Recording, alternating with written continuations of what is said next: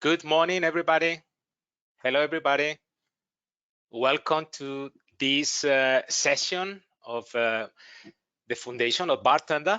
Thank you for attending today to the first session of 7 sessions that we will develop. And today with me is Anik, who will be responsible for the commercial training. That would be the first 20 minutes of the training. And then Ian, our guru, that will continue with the technical session today. So, well, training is key for our partners, and we understand that. That's why we have developed this series of 7 different modules that I would say the first 3 are like the essential ones, and those 3 could be also developed in other languages like Spanish, Italian, French, and German. And on top of those 3, there could be another 4 where we will go into some specific aspect of bartender. So when you will complete the 7, you will be able just to, well, understand and will be able to manage all the different features and possibilities of bartender. And as I said at the beginning, today, during the first 20 minutes, my colleague Anik will make a small commercial training just to talk about the current promotions and the latest changes that we have done on the price list, so everybody is up to date. Okay, and today's session Foundation is also highly recommended for any commercial or salesperson who is attending right now. So I really recommend to stay the whole session today, because we will talk about the different features of Bartender, but without going into too much detail, because in the next session it would be when we will go into further details. So thank you, and without further delays, I hand over to Anik. Anik, now is your time. Okay. Good morning, everyone. I'm going to turn off my webcam so you can concentrate on the presentation. Okay, so let's start the first part of this today's agenda, which is the commercial presentation of Bartender. Okay, it's going to be more or less 20 minutes before Ian takes over. Okay, so my name is Anik, as David introduced me, and I'm responsible for pan-European distributors, our printer manufacturers selling Bartender as well as DMARS.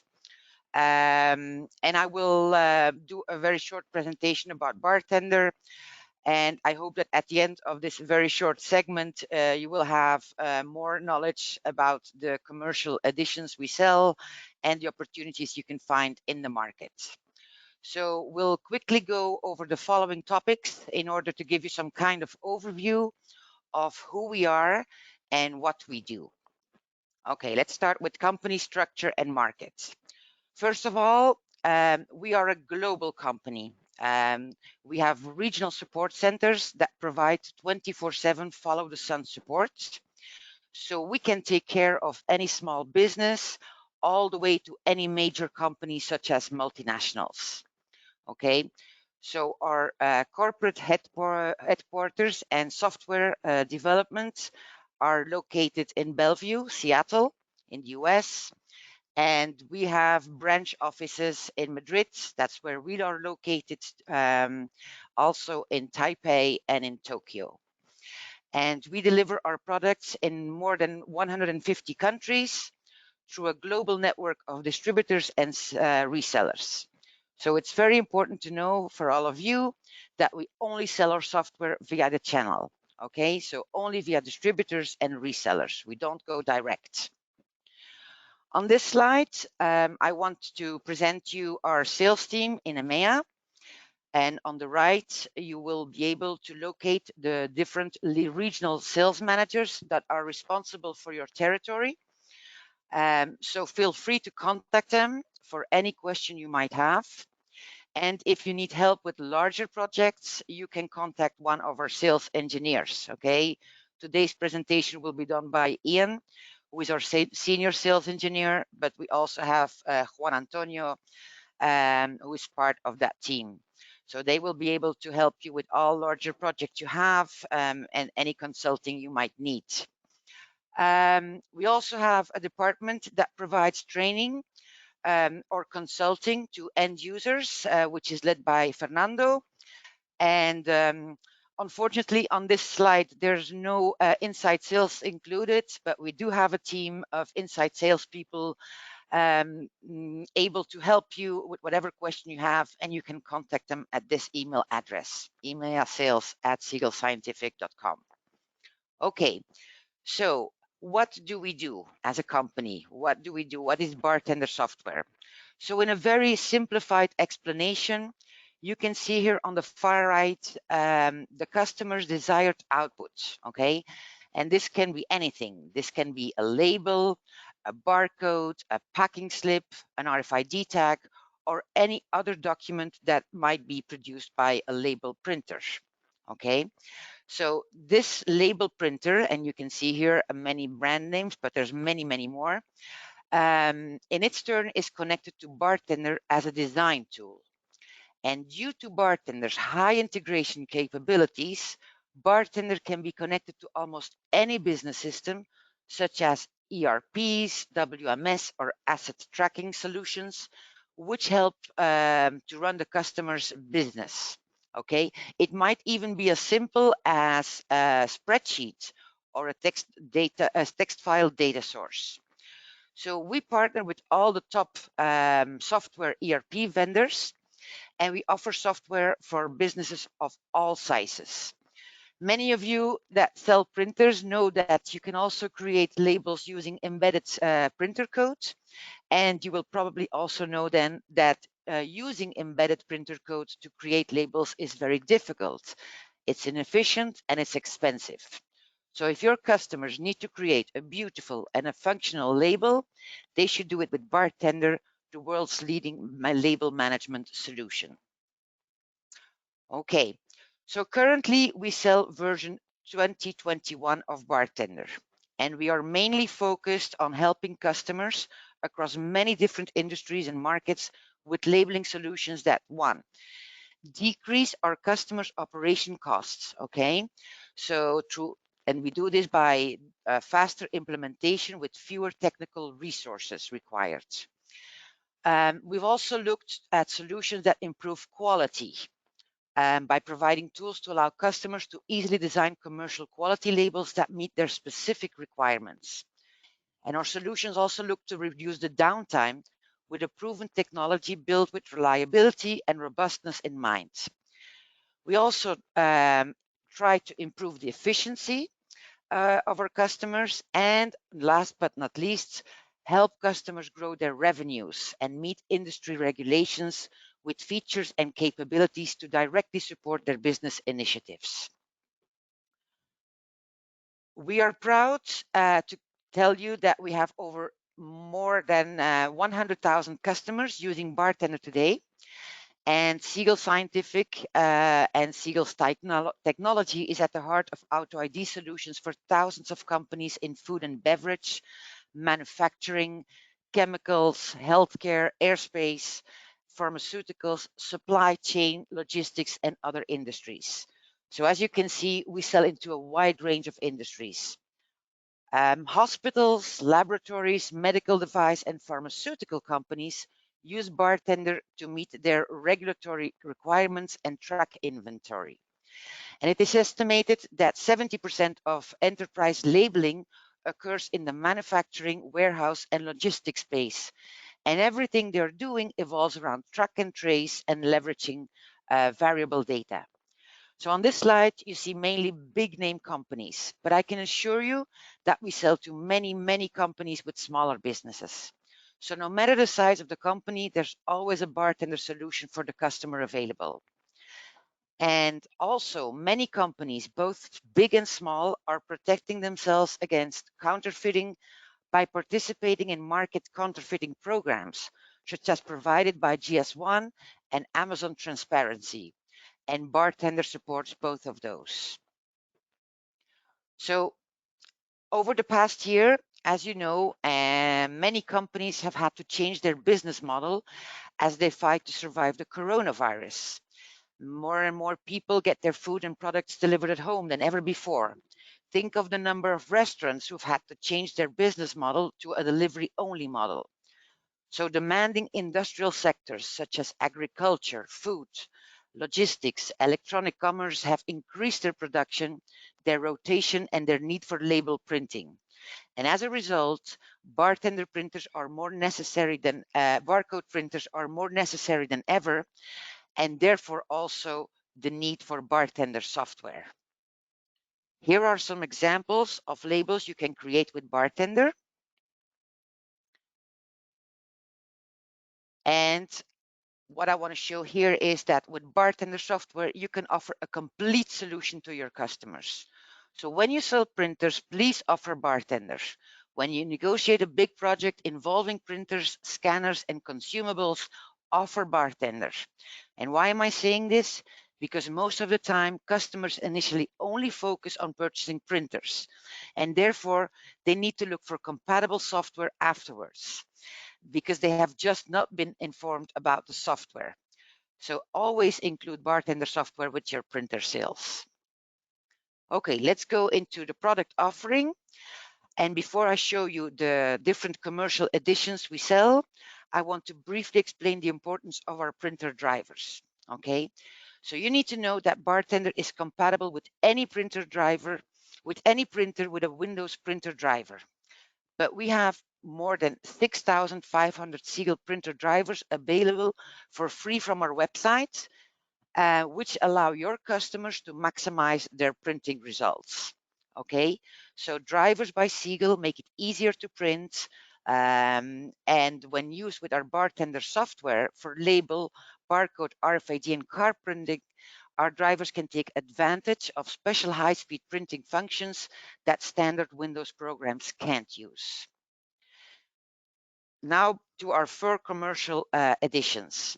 So our software comes in 4 flavors. Okay, we have the starter, the professional, automation, and enterprise edition. You can say that the starter and professional are designed for small businesses and departments, whereas the automation and enterprise are designed for larger enterprises. All new licenses come with 1 year of maintenance and support, but there's also 3-year bundles available. It is easy to start with a certain edition and then upgrade to a higher edition. And all these editions are licensed by the printer. Okay, so we don't care how many users are using the software as long as they're not networked. So there's unlimited users if they're networked, and every edition you can see here is licensed by the printer. And if you upgrade to a higher edition, you need to know that you will inherit all the features of the previous editions. So easily to upgrade from one edition to another. Now, in order to help you out to choose the correct edition for your customers, you can go to our website. You can see it here, and you will see this page. Okay, so you can mark what the customer needs, and upon which the correct edition will be recommended by Bartender based on your selection. I told you we sell 4 commercial editions, but we also sell maintenance and support contracts. The first year comes free with any new license, but I want to explain what the impact is of having a maintenance and support contract with Bartender licenses. So maintenance is absolutely needed for anything the customer wants to change about their current license, okay? So if they want to do a version upgrade, for example, from a former version to the latest, they need maintenance. And when they have maintenance, they can easily upgrade their version to the latest, and it's for free. It's included because they already paid for maintenance and support. They also need maintenance to add any printers to their current printers. Okay, so if they have, for example, an automation 10 printer license now, and they want to add 3 printers, they need a maintenance contract. And the same applies to edition upgrades. If the customer wants to go from a professional to an automation or to an enterprise, they need a maintenance contract. So maintenance is needed to anything that the customer wants to change to their current license. Support is also very important, and I'll explain this immediately. All of our customers, even without maintenance and support contracts, will receive free online support, but it will only be via email and there will be no guaranteed response time. Okay, they can go to our webinar website, they can look at website resources, etc., and they will get an email response from us, but without any guaranteed response time. Now, if the customer has a maintenance and support contract, they will be entitled to receive the standard maintenance and support, which, apart from email, will also be available by phone and by chat. Okay, and we will get back to them within 24 hours of the first message that we got from the customer. And last but not least, customers with Automation 10 Plus and Enterprise 5 Plus printers are also entitled to take an extra package of maintenance, which is called premium maintenance, in which they will get a dedicated phone line, a 2-hour response time, and we are even available to them during weekends for urgent and high severity issues. So we also help you to remind your end users that maintenance is about to expire. So we send emails to the customer telling them that their maintenance is about to expire. And also we do it after it has expired if they have not renewed it. And you can also find that information on the partner portal. So our customers, our mutual customers, will be notified by Bartender that their contract is about to expire until they renew it. And last but not least, apart from the 4 commercial editions and the maintenance and support contracts, which are very important, but because remember, all licenses come with 1 year for free, but those contracts expire and have to be renewed. So it's recurring revenue to you. So in third place, we also sell professional services. And what does that mean? So what happens to customers that need help with Bartender outside of our standard technical support scope? Or customers that need help, but the reseller cannot help them due to lack of time, or maybe a certain reseller doesn't have the technical knowledge. So we, Siegel Scientific, can help your end users with our professional services. So we have 2 modules available. One is the quick start session, which is a 2-hour session about any related Bartender topic, so that the customer can get Bartender up and running. You can see pricing over here, and all of our distributors get a 20% discount on that, and partners a 10%. And secondly, there's Bartender Consulting. So those are project by the hours, and where we can support partners on specific enterprise project requirements. Okay, so we can support end users with training, implementation services, template design, etc. So this is also something you can sell to your customers. Okay, pricing. We have 2 price lists. Many of you will sell only in euro, but some of you might also have to sell in US dollars. And if you're wondering in which country you can sell the software in US dollars, you will find that here at the right side. And this presentation will also be provided to you, of course. On the price list, you will see mainly bundles, okay? And bundles are application licenses together with pre-packaged printers and maintenance and support contracts. So the application license means that you have to decide if your customer wants a starter, a professional, an automation, or an enterprise. And we have decided that over time, we have looked into how many printers we usually sell most, and those printers have been bundled with each application license. And it also includes, like I said, 1 year maintenance and support contract. Okay, you can also, of course, compose yourself new licenses if the bundle is not available. And very short, the starter starts with 1 printer to a maximum of 3 printers. So if you have, for example, a customer saying, oh, but I need to print to 4 printers, you will have to tell them that they have to go to a professional license. Professional starts from 1 to unlimited printers, and both the automation and the enterprise start with 2 printers to unlimited printers. So very quickly to show you how this works on the price list, the bundles, you will see it here. So you see BTE2, that means Bartender Enterprise, with 2 printers, or with 3, 5, 10, 20, 50, or 100. Those are the bundles, which include an application license, which would be here the enterprise, plus the desired amount of printers, and 1 year of maintenance, or 3 years of maintenance. Okay, so if you go to the different sections on the price list, you will see that it is a consistent system to help you, and it's explained down here.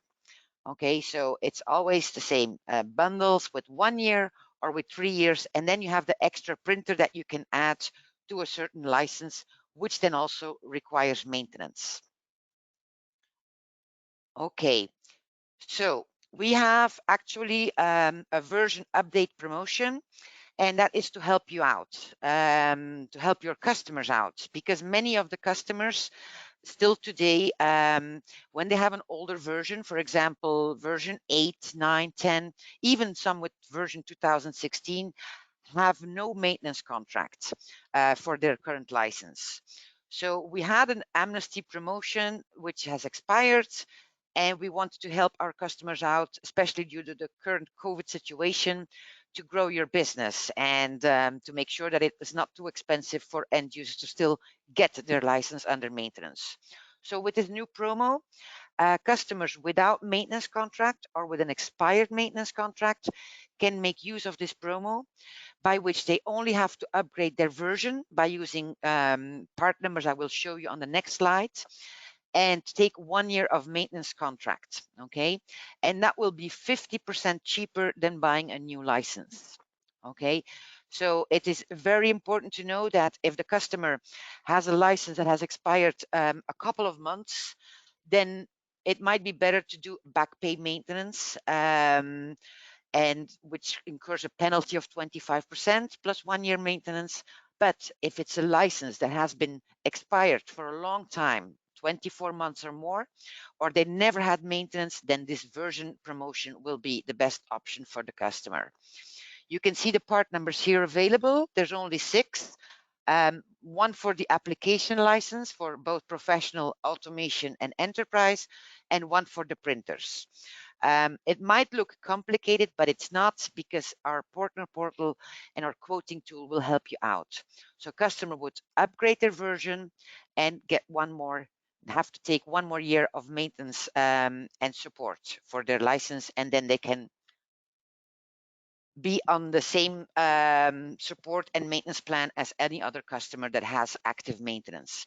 So for those that have not done so and don't know about it, we have a partner portal where you can register with your individual company email address, and you will find a lot of information about Bartender and the licenses you sell. Okay, so we have a marketing section where you can find all marketing collateral available to you.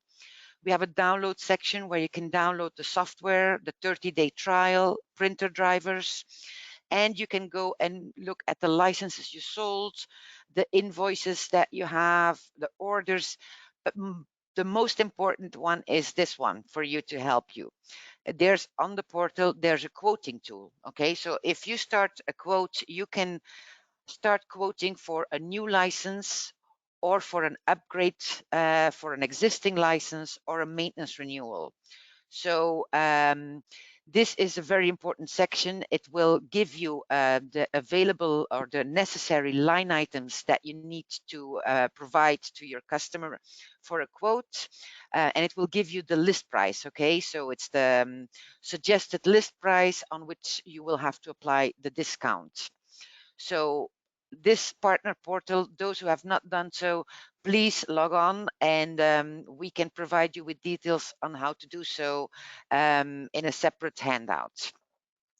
Okay, last but not least, because we have to wrap this up, and Ian is ready to start his technical training, we also have different partner enablement tools. Okay, first of all, we have partner licenses available for all of our partners. And when I say all of our partners, that means distributors and resellers. And it's an enterprise edition which lasts for 12 months and which can be renovated after 1 year. And you can use this for internal use or demo purposes if you have to show the customer how the software works. In second place, we also have temporary licenses available for end users. And think here of customers that maybe are using software and they want to start using Bartender, and it's a big project, or they have to be sure that whatever they're going to implement or integrate works. So in this case, we can provide them with a temporary license until they're ready to make sure that Bartender can be implemented in their system. And of course, last but not least, and that's when I'm going to take the opportunity to say goodbye to you and hand it over to Ian. We have pre-sales and technical support available to you on projects, on training,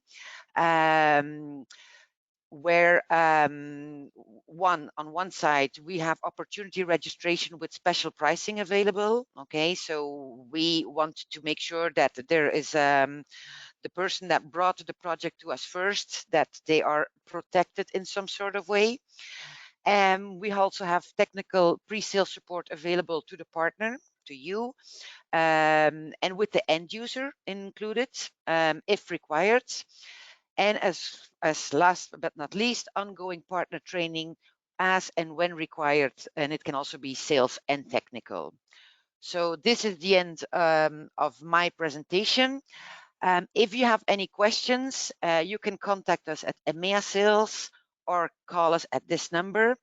And I would like to let you know that this week on the 15th from 4 to 5, there's a commercial webinar from our headquarters where we will be discussing product updates, some technical support improvements, marketing tools and campaign updates, maintenance and support renewal initiatives. So if you want to sign up for that, you should have normally gotten an invitation, but if you did not, please contact us and we will send you the link. So I thank you very much, and I will pass the presentation to Ian now. Okay.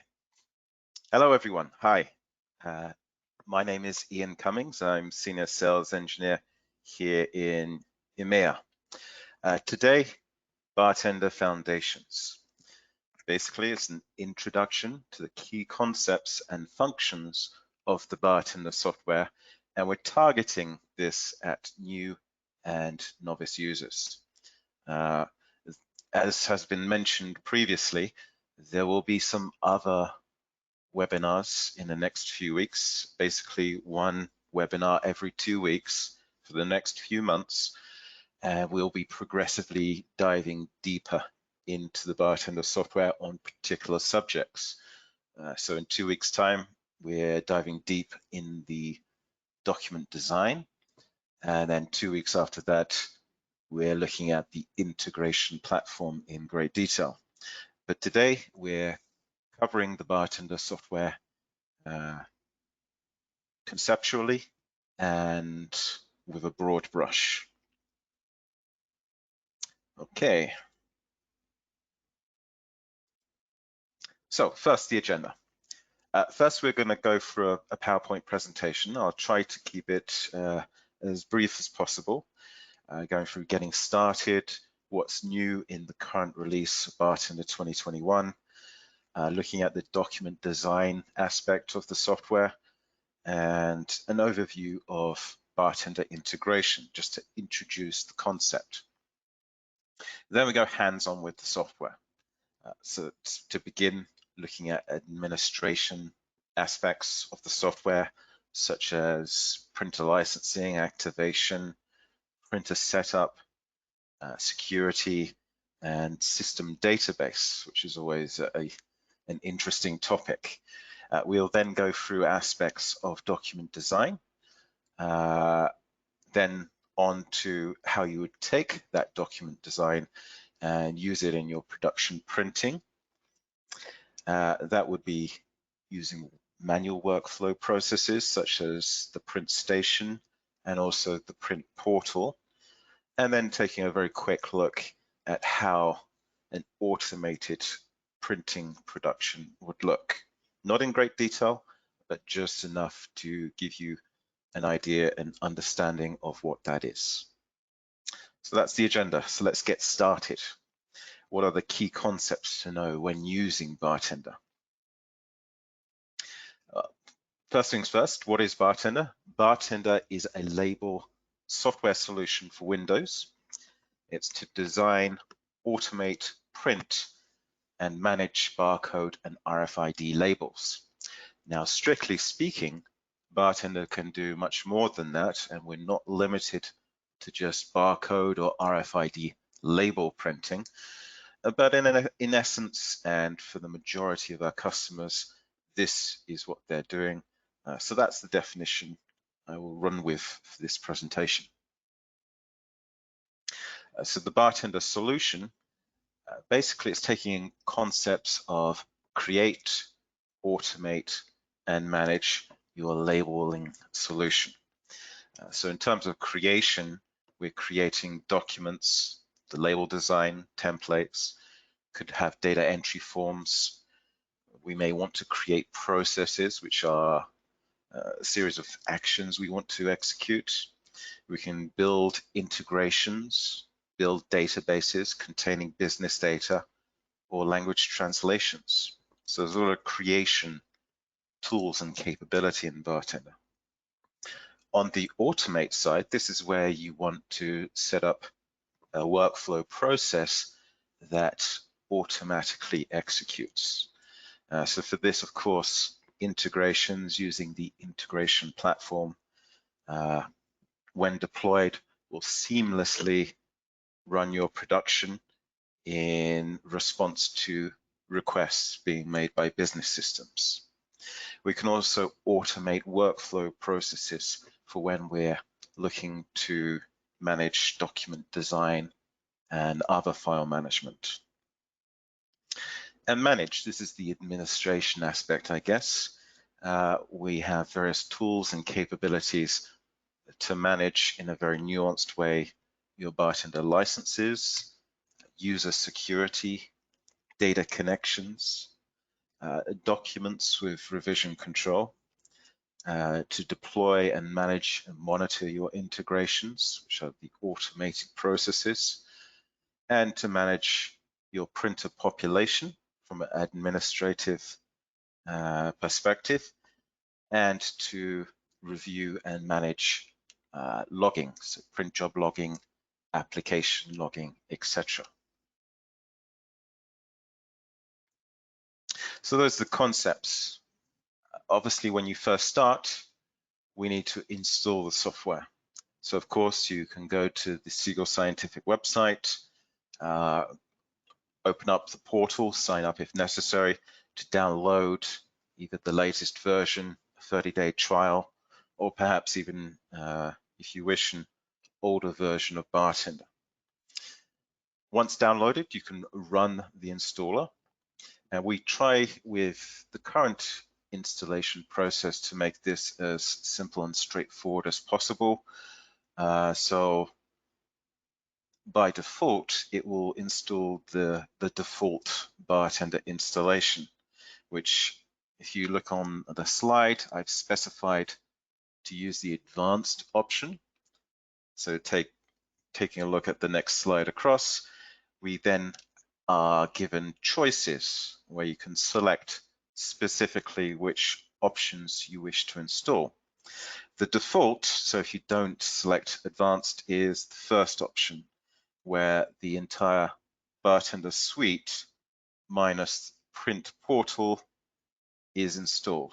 And yes, that does, I believe, include installing SQL Server Express edition for the system database. If it is the case that you don't want that to happen, you don't want to, or perhaps you do want to install print portal, perhaps you don't want to install system database, then select the advanced option and make your selections. The SQL Server Express edition is no longer mandatory for Bartender to install and run. So If you do not wish to use a system database, you don't need to install SQL Server Express, or perhaps you have a full version of SQL Server and you wish to use that instead. Of course, there's also the option to install Bartender via script. This is typically for customers, and we have a white paper that covers that particular topic.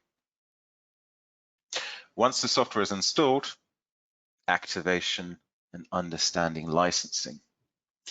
Now, activation and licensing, this is all controlled by the administration console of Bartender. So open up the administration console, select the licensing section, and from there you will have access to activate a new license, to manage the licenses that you have, to keep track of printer usage, to keep track of user activity. So if your license server is being used by other Bartender clients. To be more nuanced with the license setup, so you can view the details of the license, you can partition the license and set up what we call printer pools for those partitions. So for example, with a single license, you could partition it into different license segments and make each of those partitions available to different departments within the customer's business. With Bartender 2021, we added the ability to have redundancy for license server. So should the license server go down, there is failover redundancy to other license servers. Also, alert setup, and this is something that is often overlooked. If there is a problem with your licensing server, then it's always wise to have notifications set up so that should there be a problem, an email is automatically sent to an administrator to solve the problems in a timely manner. Okay, let's look at the anatomy of Bartender in terms of the applications. So first off, document design and management. Essentially for this, we have the Bartender application, the Bartender Designer application, where you create and design your documents. Librarian is the application that allows you to manage the document design process. So that gives you revision control. Solution building. Here we can see Integration Builder, which allows you to build your integrations for automated printing. Process Builder. This allows you to build a process of actions. So it's very similar to Integration Builder, except that with the process, we're not listening for an event from a business system. Instead, it's just a series of actions that we wish to execute. And you can then execute the process that you've built either directly or through PrintStation, for example, or a few other methods.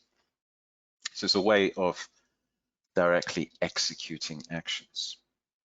We can also, with a data builder, build a database to contain business data. So business data being typically data of what you want to print on your labels.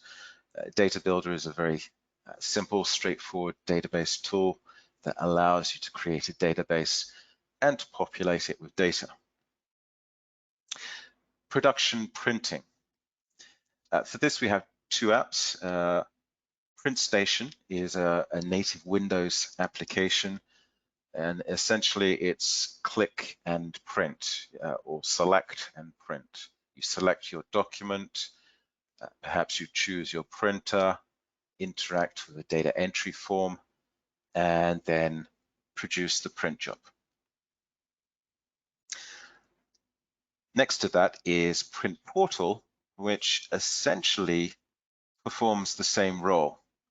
The same role as Print Station, except it does this in a context of being a web application, meaning that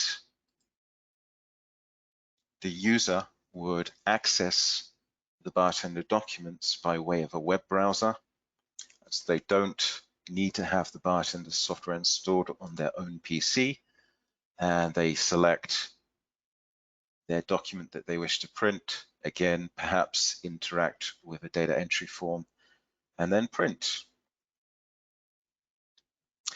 Lastly, administration, traceability, logging, and reprint. For this, we have 4 applications. Administration Console, which of course covers various miscellaneous administration aspects of the software. You can configure and set up how the Bartender software suite runs. Printer Maestro is an application for administering your printer population, either on the local PC, but also on the network. So it allows you to remotely administer printers elsewhere within the business, keeping a check on properties, events of printers, print job queues, all within a very convenient application window. History Explorer. Basically, this is a database viewing application that allows you to view the content that has been generated for the system database. And we'll come onto the system database shortly, but essentially this is allowing you to view print job logging and application message logging to see what's been printed, to check for error messages, etc. So very much an administrative function. And the Reprint Console is very similar to History Explorer, the difference being that it's very much focused on reprinting and basically reprinting a historical print job. And you can either reprint the entire print job or just selected labels from that print job. Okay, Bartender Services. Previously we had the apps, but now we have the services. These are the background processes that Windows is able to run. And Bartender has a number of services that run in the background for the Bartender software to function to the full extent. So first off, we have the Bartender Systems service. This service, it handles the transactional flow of information between the Bartender software and the Bartender system database. It also performs various security functions. The Bartender licensing service, well, as the name suggests, this handles the Bartender licensing, and in particular the communication between the licensing server and the licensing client, so the Bartender client and the PC that is hosting the license. Printer Maestro. Well, I explained what the Printer Maestro application is. What the Printer Maestro service does is it's always running in the background, listening for printer status, printer verification, and printer events. So it's working in combination with Windows printer drivers, listening and detecting what's going on with your printer population. So if you want to get print job verification, if you want to listen for status of a printer, listen for events such as a print head has failed, then the Printer Maestro service is very much needed. The Bartender Integration Service. This is the Windows service that hosts your integrations that you build and deploy to your production server. So when you've deployed an integration that's listening for events to then automatically perform actions, it is the integration service that is hosting that. So if you're using the integration platform, again, this service is very much needed. The print scheduler service, this is again part of the integration platform, and its role is to manage and to control a collection of Bartender print engines, and it can handle that automatically. It can dynamically scale the number of print engines in accordance to demand, and it can also maintain those print engines. So it can cycle the processes so that they're not used indefinitely. We then have two special services that are part of the print portal web application. The print router service, which would sit on the web server, and the Bartender client print. And both of these services are used when it comes to internet or cloud printing functionality of the print portal web application. And we'll look at that in an upcoming slide later in the presentation. The Bartender System Database. So basically, the system database is used by the Bartender application suite for storage of Bartender generated data. So it's not containing the customer's business data as such, it's containing data that Bartender itself has generated. So for example, for Librarian, for its document repository, if you're using the Enterprise Edition and you wish to do document management. It stores security configuration if you choose to store that configuration in the system database in a centralized location for all users. It can also store global data fields. This is a data field, essentially a variable and a value, variable name and a value, which can be shared between users and shared between documents. So for example, if you wish to have a universal serial number that can be used by different users and different documents more or less at the same time, and you need to be sure that there are not going to be any duplicates, it's wise to use a global data field because it handles the record locking, which prevents duplication of value. So global data fields are very useful. Of course, the various logging, print job, application message, integration logging, print events, security check logging, all of that logging information is stored in the system database and can be reviewed in various different ways. Of course, there are edition differences. For the Enterprise Edition, you can have a centralized system database. And this means that Bartender clients on different PCs can all connect to and use that one centralized database instance. All other editions can only connect to a system database on the same PC, the same computer. We also have options there for maintaining and administrating the system database to keep it in good shape. And of course, there are various options for viewing the data, be it History Explorer, Reprint Console, or even the system database API, which is a programmatic way of accessing the data.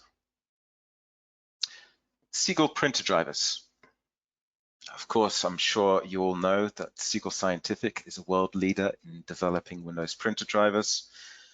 And certainly if you're using Bartender with an industrial barcode RFID printer, then certainly we suggest using the Siegel driver, because when the Bartender application, a Siegel printer driver, and that industrial barcode printer are all used together, this results in fast printing. if you swap any of those components out, such as you're using Microsoft Word, or you're using someone else's printer driver, or you're printing to standard Office printer, then you'll be losing functionality that are offered by these industrial barcode printers, and that results in comparably slower printing. So always be sure to download and make use of the latest Siegel Scientific printer driver. Of course, there's ample tech support available, and Anik has already covered some of that, so I'll just skip through it quickly. On the website, you'll be able to find information on that. Also, I want to direct your attention to the support center site, the mini site that you can get to, because it has quite a wide range of information available to you, including technical white papers, a community forum where you can either search for or pose your own questions. You can also view various articles and watch videos on different aspects of the software. So there's various tutorials available to you there, and we're adding more and more content to that all the time. And if you do need technical support from a human being, then you can choose the Get Support menu item there in the Support Center site. And I would urge you to make use of the Send Us an Email form because it specifically asks you all the information that you need to give us in order for a support issue to proceed, to go ahead without any delays, without any back and forth of asking perhaps annoying questions. So if you use that form, then you're sure that things will be resolved as quickly as they can. Other resources, of course, from the portal, you can download the software and various other content, marketing materials, of course. And also just want to bring to your attention that we have a YouTube channel, which these days we are actively adding new content to. So do keep an eye on that as well. Okay, so what's new in the current release of Bartender, which is Bartender 2021? The main new feature is Print Portal. Print Portal is the web application where you can select and print labels using a web browser. The client user the print operator doesn't necessarily need to have any Bartender software installed on their PC, which makes it very simple and straightforward for users to get up and running and printing barcode labels. So the process, the workflow there is they land on the site, they navigate to the folder which contains their documents, they select one, perhaps there's a data entry form for that particular document, they can fill in the data, click the print button, print job is produced, and a verification is sent back to the user's web browser. Now, as mentioned with the print portal, the web application offers a few different ways of printing. It can be standard Windows printing if in the context of an intranet website, which is an internal website. It offers PDF printing, so we generate a PDF, which is downloaded to the user. But we also have internet, or perhaps call it cloud printing. And this would be where the web server is out on the internet and where the printer is located, where the user is located, is not part of the same network. So with this next generation, go away, Pulse, it's my VPN. With this next generation of cloud printing, essentially the user in the web browser makes a request or navigates to the Print Portal web server where they select their label and choose to print it. When they hit print, the request is sent to a Bartender print engine, which in combination with a printer driver produces a print job. That print job is then passed to the printer router service, which is one of the Windows services I mentioned earlier. And this service speaks to the client print service, which is installed on the client side. So yes, if they want to do internet printing, they would need to install a simple Windows service on their PC. This service makes visible to the server what printers are available, and of course it allows for the transport of the print job from the web server in the cloud down to the on-premise computer. This service then speaks to the locally installed printer driver, which in turn puts the print job into the print queue and sends it to the printer, thus printing the label. Now I call this optimized printing because we're producing the print job in an optimized fashion where it's a very optimized native print language print job, just as if you were using Bartender locally. We do, however, have a second option, which is what we call driverless cloud printing. And it's very similar, except this step here, where we don't have the exact matching printer driver installed on the server. So instead, we generate the print job to an intermediary format. This intermediary format file is then passed to the router service, which then goes down to the client, and this client will use that intermediary format to produce a Windows print job locally at that client side, thus producing a print job with the printer driver sending to the printer. Now, the advantage of driverless printing is you don't need to set up the server beforehand for a particular client to be able to print. The downside is that you lose optimization features, you lose native features of the printer. So it's not quite as fast printing. It does accurately print. You do lose some of the functionality, such as you can't do RFID labeling, for example, but it will print. It will just be a little bit slower. It is so much more flexible. The other major feature, of course, was the updates we made to Librarian. This is the document management functionality of the Bartender software. So we updated the Librarian application, giving it some additional features. And also we introduced the Workflow Designer.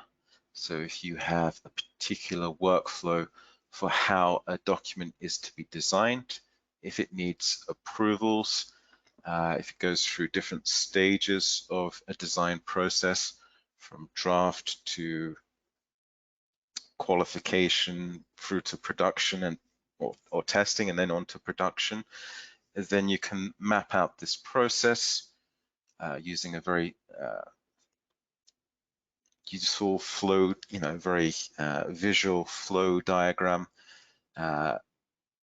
setting the various relationships between them. Then the Workflow Designer allows you to do that very quickly and very easily. Oh, I see a question. Someone's asking, cloud printing is licensed separately. Cloud printing is part of the Cloud printing is part of Print Portal, and Print Portal is part of the Enterprise edition of Bartender. So you just need the Enterprise edition of Bartender. Cloud printing, it's important to understand this is not a SaaS that is offered there. It's something you would install the Bartender software with Print Portal on a server out in the internet that you're controlling.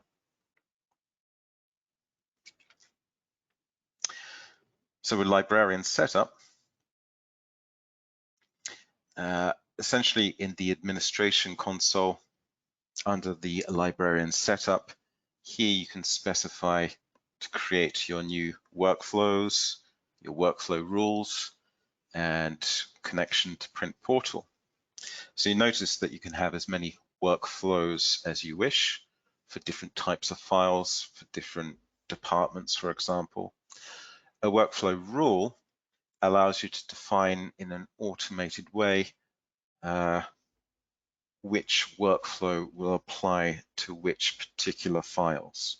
So if you save a Bartender document to the lib documents folder, then you can specify that in this case the approval workflow is to be run on that particular file. So it allows you to be very particular, very specific as to which workflows apply to what files that are added to Librarian. And also you'll notice there that you can connect Librarian to Print Portal, because of course Print Portal can print labels that are stored in Librarian, but with Bartender 2021 we can also perform various Librarian tasks from the Print Portal. So again, the user would not need to have the full Bartender software installed. So just a brief view on that. Here we have an example in Print Portal where a user can either approve or reject a particular document design version that they've been notified about. And also we can see there that a user can review different revision histories of a particular document and perform various tasks on that, either to add a comment or to compare versions, compare revisions, see an image of the revision, etc. So again, it's making some of those Librarian functions more accessible through the use of Print Portal. Another nice feature in 2021 was the phrase libraries.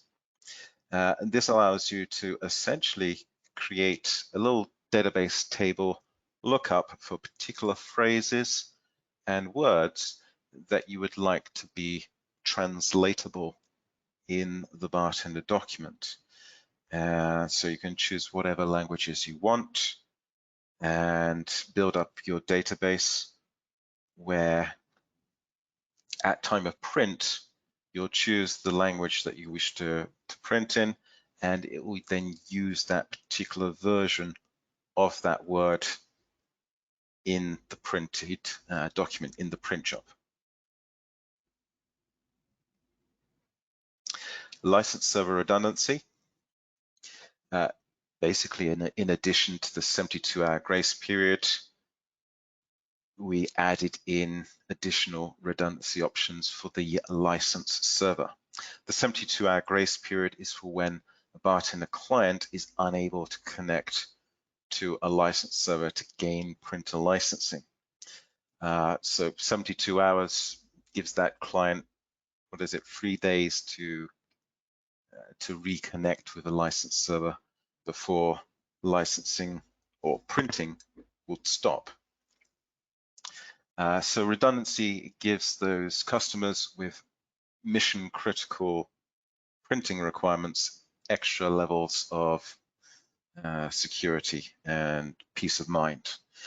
The triad relationship is requiring 3 different servers, but only the one license of Bartender. Basically, it's 3 servers acting as 3 nodes of a triad, which are actively speaking to each other, and it can sustain the fault of one of those nodes. So one of the servers could go down and still licensing would continue for the Bartender clients. The downside is that they all need to be actively speaking to each other, So this is best suited to run over a LAN, where network connectivity is much more reliable. An alternative is the backup relationship, which only requires 2 servers, but does require 2 licenses. And these can be either active-passive or active-active in their mode of operation. But only one backup relationship can be defined between the main server and the backup license server. Essentially, the idea is that if the main license server goes down, then the Bartender client is automatically redirected to the backup license server instead. And because the 2 servers don't necessarily need to be actively in connection with each other, it's more useful for running over either a LAN or a WAN, where perhaps network connectivity is not always 100% reliable. There were various other general improvements to the Bartender software. So we updated our GS1 specifications. We updated some of the programmatic APIs. We added in additional database connectors for Excel Online, QuickBooks, JSON data, Google Sheets. We incorporated some new options on color selections, so an updated color selector, including support for Pantone colors, added additional functionality to various data matrix barcodes, and much else besides. Speaking of Bartender development, basically in recent years, we've changed some of our development processes in order to increase the cadence and, importantly, the predictability of our software release schedule. This was certainly prompted to us because of our software maintenance option. We wanted to make sure that those customers on software maintenance were indeed seeing or getting new software as and when it becomes available. So for that, we needed to make sure that we were much more dependable and predictable in our release schedule. The types of software releases that we make is, of course, the major version of Bartender, which contains significant new features.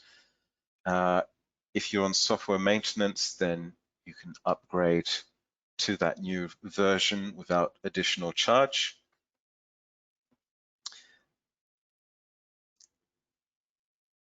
After that, we have Bartender service releases, which is containing minor features, updates on localization, bug fixes, all the usual stuff in a service release. Basically, this is a service release which adds and improves a major Bartender version release, which would be the current version release, and that's available to download for all owners of that current or of that version. So if you have, for example, Bartender 2021, then you can download and install the service release. No matter if you have, well, correct me if I'm wrong here, David, no matter if you have software maintenance or not. Lastly, yes, that's correct, Ian. Excellent. I almost doubted myself there for a moment. And printer drivers, printer driver updates. We're always working on new printer drivers because, of course, those manufacturers keep coming out with new printer models. So we need to keep up to date with those new printer models. And also from time to time, we add new printer manufacturers as they appear. Of course, sometimes we're adding new features and functionality to the driver and inevitably fixing any bugs that have been reported. So on document design, course, you see there the Bartender Designer, which we'll be getting to in just a few minutes.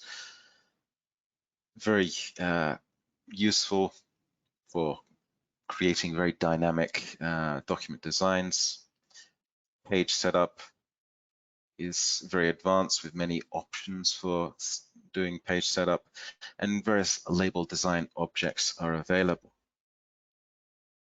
Data sourcing. Bartender is very extensive with its data sourcing capabilities, and we'll be looking at that shortly.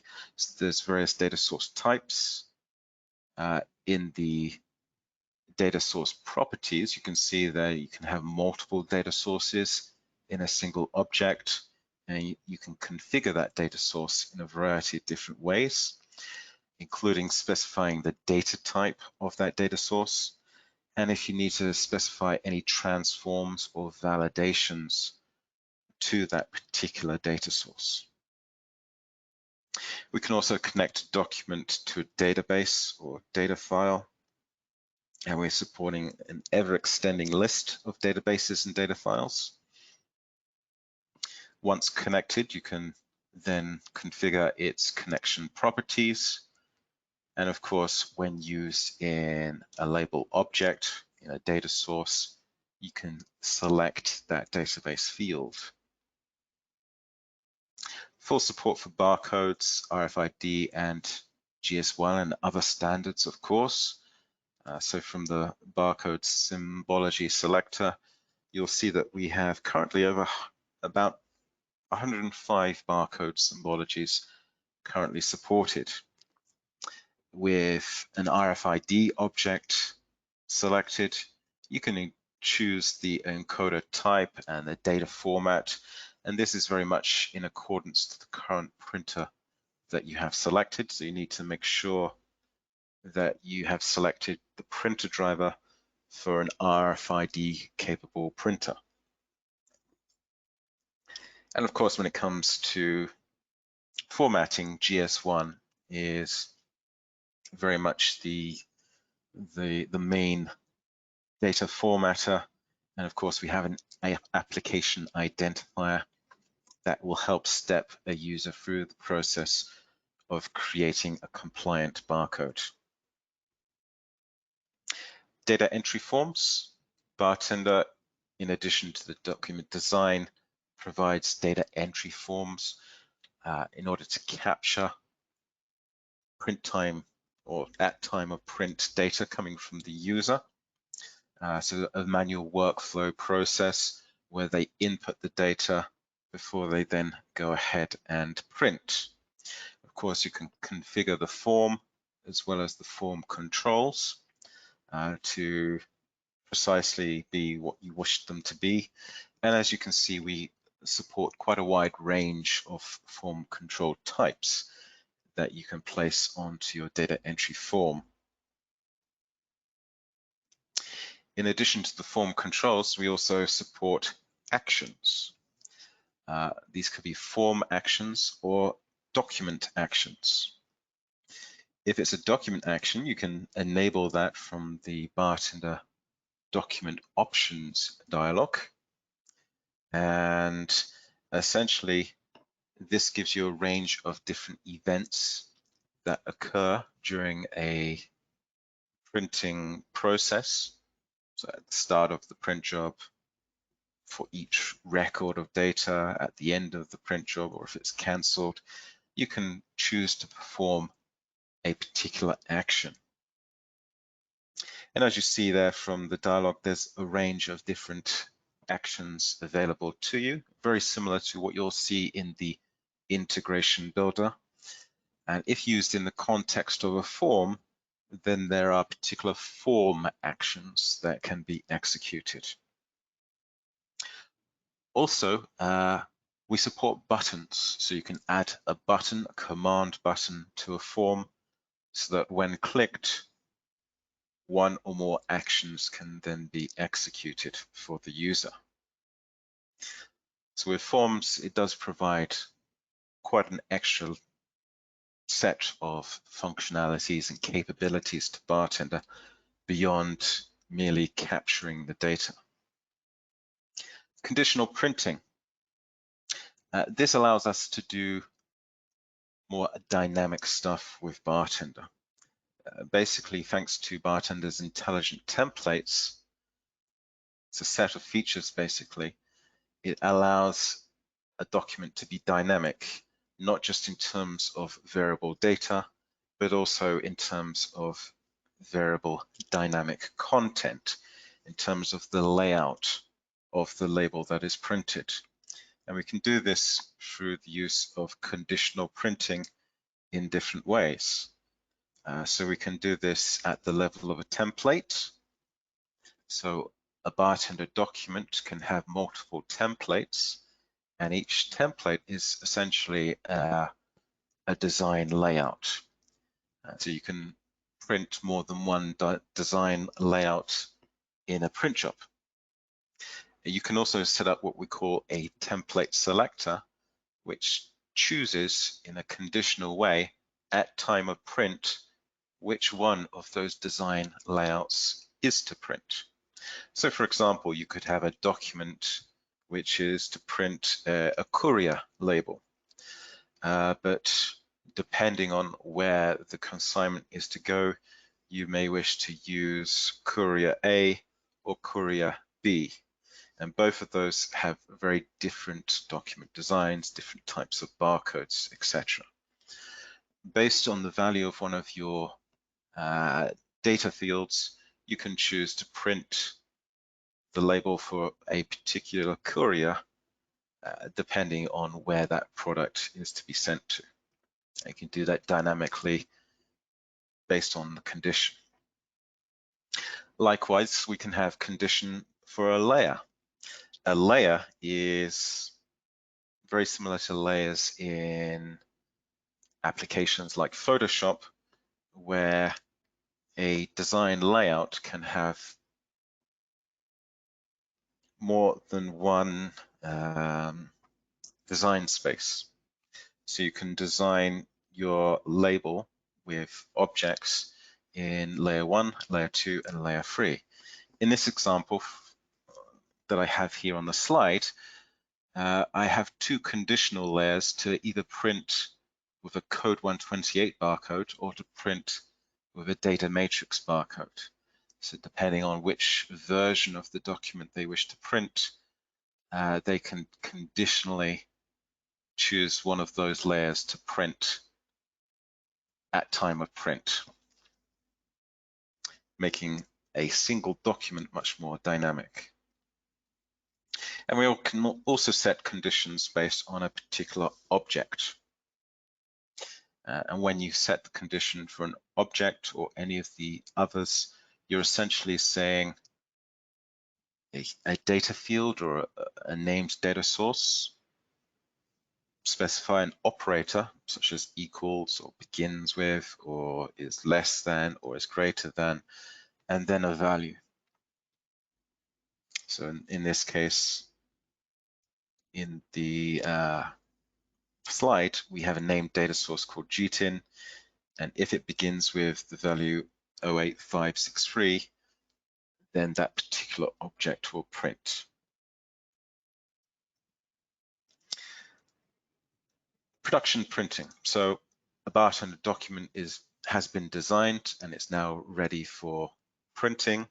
How can you print it? Well, there are a number of options in Bartender. A Bartender document can be printed from the Bartender Designer directly. It can be printed via Print Station, which is a companion application designed directly for printing by print operators. It's a simple, straightforward application. Select and print. Labels can also be printed from data entry forms or event actions. So even if you're in a particular document that you're printing, you could click on a button, for example, and print an entirely different document instead. We can also print labels or print documents in an automated way through the use of the integration platform. We can also print by way of executing a process file. We can also print from the Print Portal web application. So that's the web version of PrintStation essentially. And you can also produce print jobs programmatically using the .NET, the COM, or the REST API of Bartender. And lastly, just a brief overview of what integration platform is in terms of automating the production printing of Bartender labels. So the concept here is that on the left-hand side, you see we have a business system of various types or devices, perhaps. And these business systems or devices, they wish to print labels, perhaps barcode or RFID labels on an industrial barcode RFID printer. Now, quite often it's the case that business systems are not particularly set up or great at being able to print such documents to such printers. Therefore, this is where Bartender comes in with its design, print engine, printing capability. All that business system or device needs to do is to generate some sort of event message. And an event message can be in the form of a file or a web service request or an email, something like this, something that sends a message containing data, typically, to somewhere else. And that somewhere else, of course, is Bartender. Using the integration builder, we can set up a connector to listen for such an event message. And once that is triggered, once a message has been sent, detected and received by Bartender, we can then perform actions. And typically an action is to make use of a Bartender print engine to generate a print job of a document using the data from that event message, producing an optimized print job, sending it to the printer.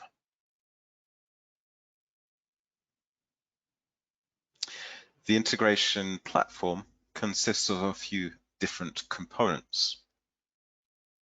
So first we have the applications. Integration Builder itself is basically a design building tool that allows you to quickly build, design, and test the integration. So the idea here is that the user can perform these automated processes without the need to do any programming. So it allows for rapid implementation of integrations for automated printing. Once the integration is built, you can then make use of the administration console to deploy the integration over the network from your workstation PC where you did the design, deploying over the network to the production servers. You can also use the administration console to monitor and manage those integrations that you have deployed. Coming on to the core services, this is essentially what is running your integration. So on the production server, the integration service, as I mentioned previously, is hosting the integrations. So what you have deployed to your production server is actually hosted by the integration service, which is continually running in the background and is listening for events coming from the business system. Once it detects an event message from a business system and you wish to print Bartender documents, well, this is where the print scheduler service comes in and it assigns the print request to one of the Bartender print engines that it controls, which neatly takes us on to the last section here, which is the Bartender print engines, which is a dynamically scaled collection of print engines controlled by the print scheduler service. And it's one of those print engines that ultimately will be producing the print job. If we take a look at the workflow of this, we can see the various types of integration event message that we can receive.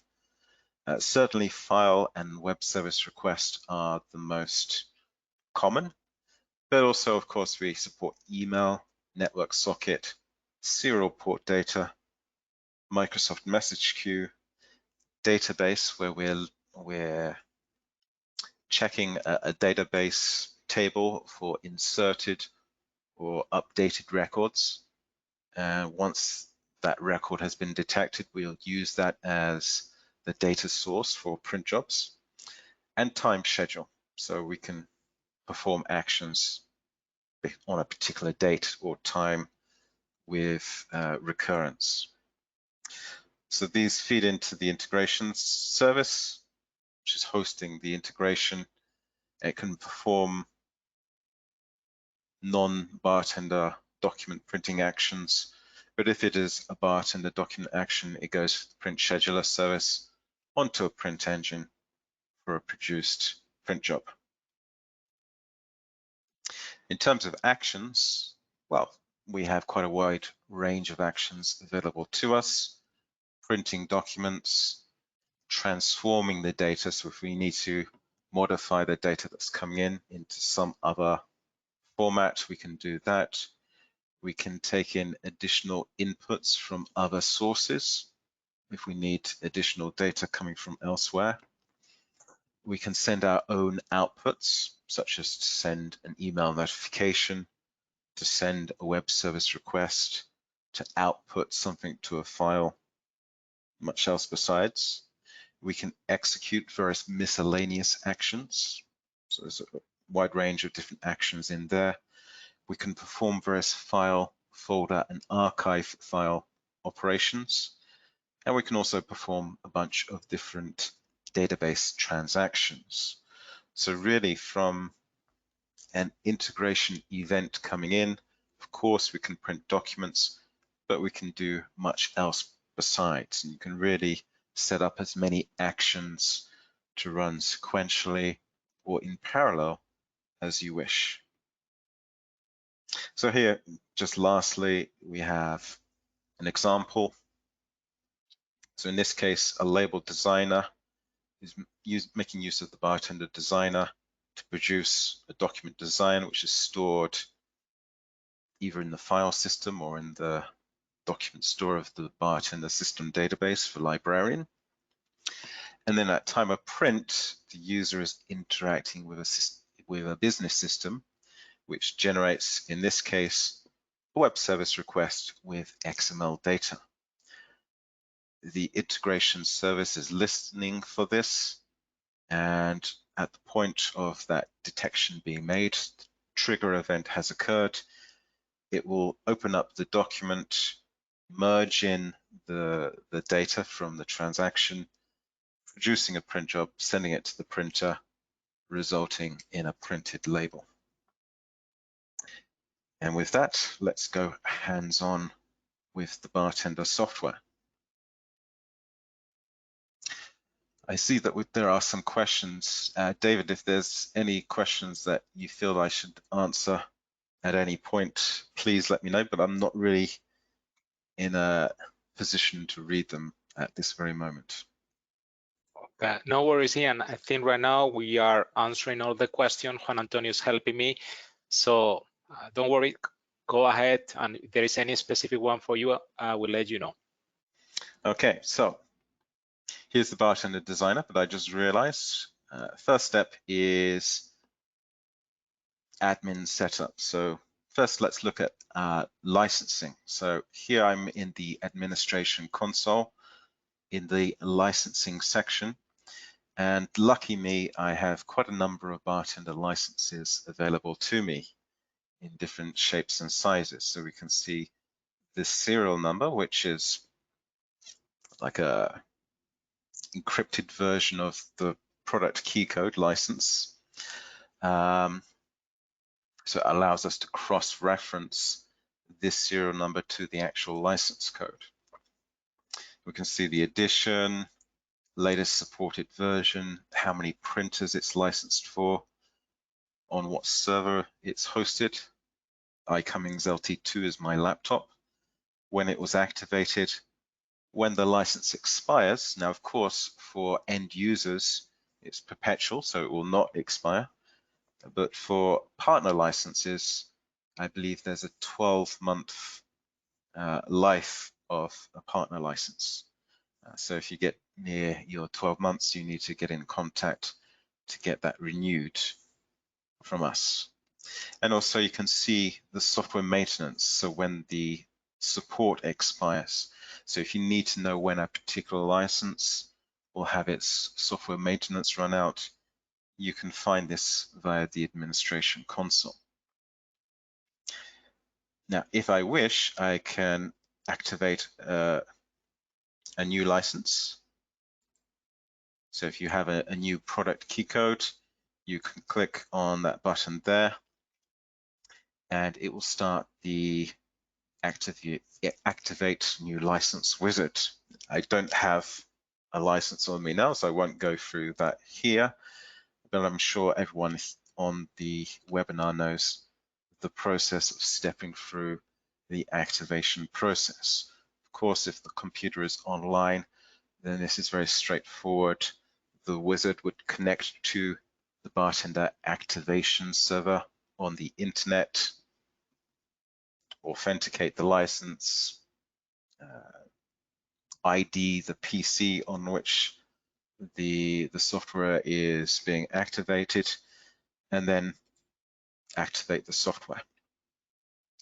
Here we can see that I have a current license and also other licenses that are either hosted by me or by other computers elsewhere in my network that are available to me. If I look at my current license and right-click, I can activate a new license, but I can also choose to deactivate this license, or I can choose to move the license, refresh, reactivate, or switch to this license. The move license is very useful. So for example, if you wish to decommission your server and therefore wish to move the license to a different server, to a different computer, use the move license option, as this will move the license in a very trusted manner from your computer to a different license server elsewhere on the network that you have administration access to. So on my network, I only have administration access to this server here. I won't move the license, by the way, right now, but the advantage of moving the license as opposed to deactivating and then activating on the new computer is that moving the license is a very seamless operation with zero downtime. Obviously, if it fails, then your license will still be running on your current PC. If it succeeds, then the license will now be hosted by the new server. So it's a very useful feature for those who need to administer their license and move it around. And importantly, it does not use one of your significant activations for that product key code. An interesting thing here is that I can select one of these other licenses. So this one that's hosted on my PC, and I can choose to switch to this license. So now my current license is the Automation Edition. So I now come to Bartender and choose About. Bang. My current edition is now the Automation Edition for 20 printers. I guess this is more of interest to our partners who have a variety of license perhaps available to them, but essentially it allows you to switch between editions if that is, for whatever reason, necessary.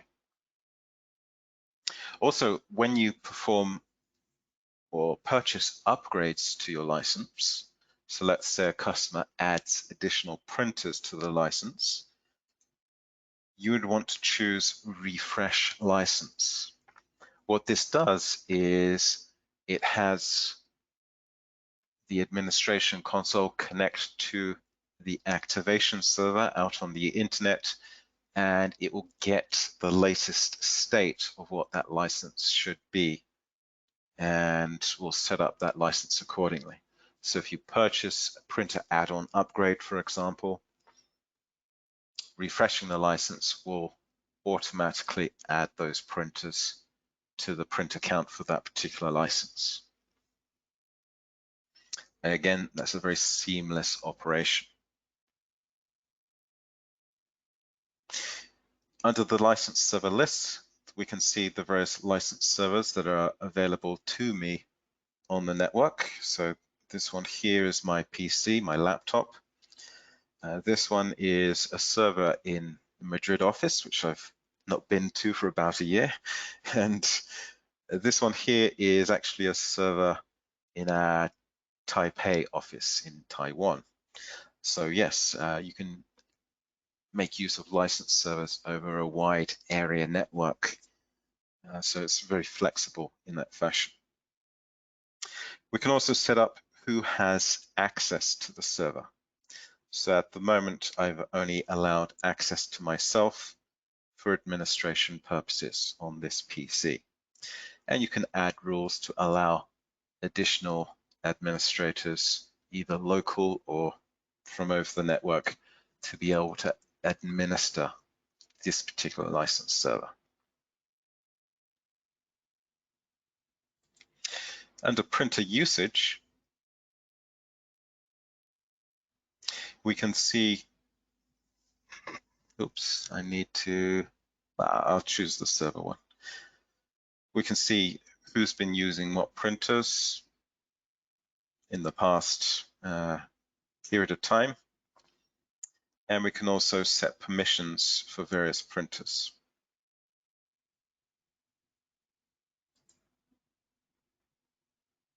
Under user activity, we can see who has been using the Bartender software for printer licensing. So again, I'm viewing just the data for the Madrid server. So of course, everything for iCummings is just me, which is less interesting. So we can see a few different users who have been using that particular server for their printer licensing. And we can see that in various different periods of time, including who has been the most active. So there you go, David. You can see who has been the most active user, doing the most work, so to speak. Printed items. This person. Give them a raise. A license setup. This is where you can be more nuanced with your particular license. As I mentioned earlier, we can partition a license. So let's take a look at the licenses on my particular computer. Come on. So here I see my various licenses, and I think it's this one here. No. This one here. No. Maybe this one. Yes. This particular license, I can see I set up 2 partitions, each of 10 printers. And I've assigned them to a particular printer pool. And in my printer pool, I have it for like various departments within my business, for example. So the production printer pool is actually making use of 2 partitions, one from another license, and I think one of them from the partition license. So it allows you to be able to logically divide up your printer licenses for particular departments, particular sets of users, because of course, with a printer pool, you can then specify user access control. So you can specify users from a particular part of your business as to who can use those printers for and be able to get printer licensing for them. Redundancy, I won't go too deeply into this, but essentially this is where you can set up your redundancy server. I don't have a spare couple of servers handy, so just to show you that you can set up a backup or a triad relationship, and it will step you through a wizard on how to do that. Where's my mouse gone? And also alert setup. It's very important, particularly for licensing, to specify email notification so that should a particular issue arise, that a administrator is automatically alerted to let them know that there's a problem. So you would set up your email server details. You would mark which particular event messages you want an email notification on, and therefore, should there be problems, the right people will know about it in a timely manner. Printer setup. So here we can see the various printers. I can select one of those, let's say printer A, barcode printer A.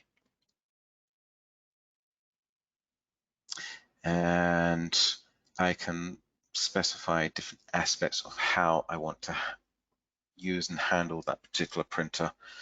For example, print job redirection, which is an enterprise feature, so that if the particular printer is down, it will automatically redirect the print job to a different PC, to a different printer. I guess the important one is the default printer option. Here I've set for use by Bartender the default printer to be printer A, so that when I create a new document in Bartender, it's always printer A that is in use, which is different from the Windows default printer. File locations. When using Bartender for the first time, I recommend you set up file locations for where you wish to store your Bartender documents, Bartender components, integrations, etc. And you can then save those to a configuration file and restore those should you need to. Particularly if you're an admin installing Bartender on multiple PCs, you would set up your file locations on PC first and then back up those locations so that when you install Bartender on the next computer, you can just restore those file locations you've already set. Security. I've enabled security on this particular PC. I'm storing that in the system database. And from here, I can set user permissions. So basically, we're making use of Windows Active Directory. So the various users and groups, either of the domain or of the local PC, like so. And you would select one of those and then specify what permissions in the Bartender software that user or group has access to. As you can see, we have a broad range of actions that you can either allow or deny access to. Once you've set those permissions, you can then check the effective permissions to see what precisely that user has access to.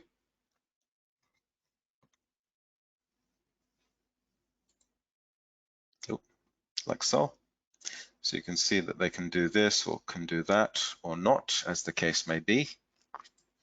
And you can also specify, so if you've set up the permissions for one user or group, you can then choose to use that as a template for any new users that you add. So when you add a new user, it will take the default settings from the template you've selected, which is a nice shortcut. Lastly, on the administration side, I just want to bring your attention to setting up the system database. So here we can see I'm connected to the system database, and you can choose what level of logging that you wish to enable. But first, when you first come to the software after installation and you wish to set up the system database, then you would need to run the wizard.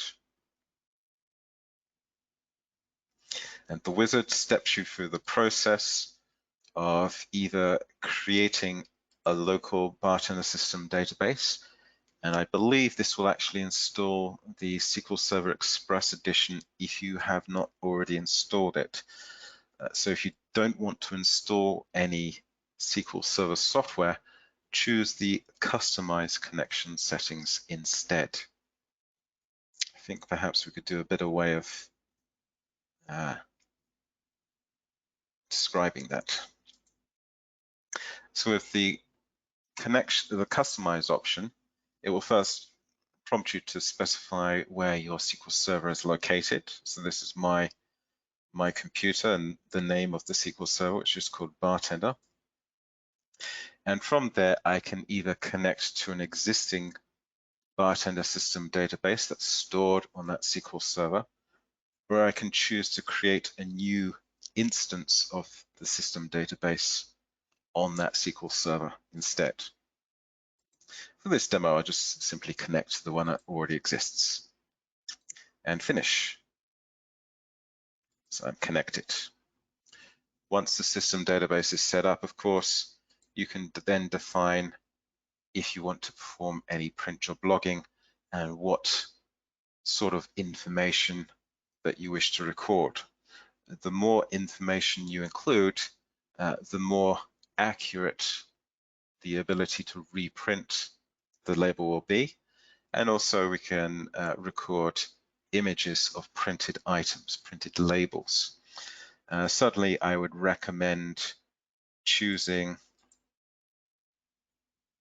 first only, first and last, or last only, depending on your preference, as opposed to all, because if you have an image for all labels that you print, that can consume a lot of disk space.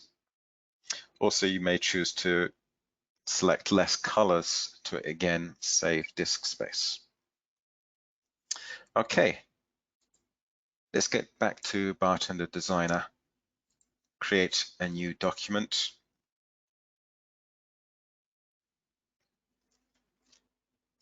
And this presents to us the Bartender Designer user interface. So we have menus at the top, usual sort of stuff, toolbars where we can access items very easily. The toolbox on the left-hand side, which makes visible data sources, layers, and components. And all of these can be easily dragged and dropped onto a label design like that, which is very convenient in terms of document design. At the bottom here, we see two tabs, template view, and we can add multiple templates, of course, but also we can switch to form view.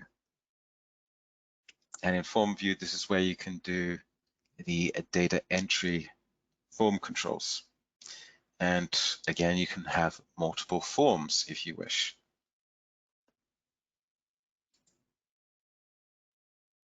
First step when designing a document, I always recommend, is to select your printer.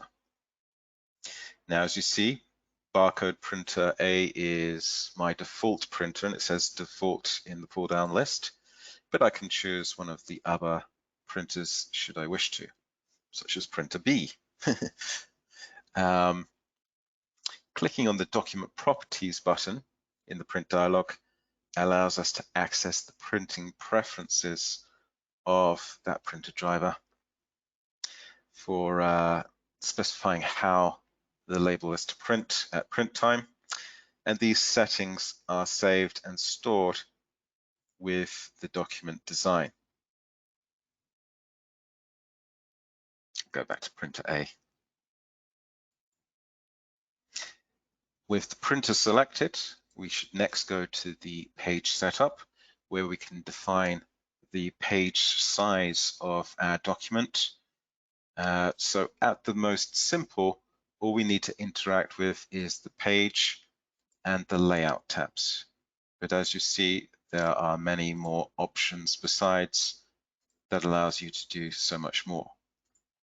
So under the page, again for an industrial barcode printer, you can specify the width of the page. Actually, let's just fix that in a second. So the width of the page, let's say 104 millimeters. And this is the width of the label material, including any backing liner. With the height, we're specifying the height of an individual label. Let's say 76.2, I think it is, like so. And of course, we can put this in various different orientations, and you'll see the little picture there of the printer indicates in which orientation the label will print. Under layout, this is where we can specify rows and columns of labels, should we wish to. For a barcode printer, it will always be one row typically, although of course you can have multiple columns. In this occasion, we'll just choose one column. Top and bottom margin, we leave at 0 because the printer will index over the gap for us. And left and right, well, normally that's a couple of millimeters for the gutter of your label stock. Okay, ready to design a document. As mentioned previously, we can make use of the data sources or items from the toolbox to just simply drag and drop items directly onto our document design. I can choose to use a different font. So by default, we used a printer font, which will always give best print performance, but we can use a Windows font as well if we wish the text to appear exactly as we wish it to. Instead, we can select to create a specific type of text object from the toolbar, like so. It's just a more long-winded way of doing things, I guess. Likewise, with a barcode, we can select one of the recently used barcodes, or we can go to the barcode selection window. Oops, I need to resize this a bit. Like so, where we have barcodes separated into different categories, for example, with the GS1, depending on use. So it allows you to find the barcode, or you can simply go to the all symbologies list and just scroll through them in alphabetical order. So a lot of barcodes there to choose from, including GS1, like so. Add that to my document design. With a barcode, you'll see here with the human readable, there's a little yellow handle there, and I can use that to modify where the position of the human readable goes. With the font toolbar, I can change, of course, the font size of that object. With any object, of course, we can scale the size of the object by clicking and dragging the handlebars there. And also I can use the rotate option should I need to rotate it for any particular reason. Let's drag and drop a particular data type, such as a date. And when you choose a particular data type, such as a date, it will automatically pop up the dialog where it suggests to you to choose a particular data format. So here we have date. We can select our particular language locale. I'll keep with English for the time being. and choose a particular date format. So we support a wide range out of the box, but you can also choose a custom format if you wish as well. With this date object added, I can actually click my cursor into it, and you'll notice that the date field itself has some diagonal lines going through it. This indicates that it's a particular field type. But you'll see that we can also add manually inputted content into that same object directly. And in fact, I can highlight that text and maybe choose to format that text in a different way from the date field. When I open the properties of this text object, what we can see in the properties of this text object itself, we have different items which we can configure, naming the object, for example, specifying the font, formatting the text, etc., etc. But importantly, we can also set its data sources, and you'll notice that there is embedded data for the date prefix that we created, but as a separate data source, we can see the date, which is using a clock type data source. So this is coming from the computer's real-time clock. Under the data type tab, we can see that the type of the data is indeed a date, and that we've set the formatting of that date. And if we wish, under transforms, we can then perform a transform to that date. A classic one for a date, of course, is to specify a date offset. So we just click on the property button there and choose how we wish to offset that particular date. And we can do that in a variety of different ways, coming from a database field, a named data source, constant value, for example. Let's say adding 5 days or other time period as we wish.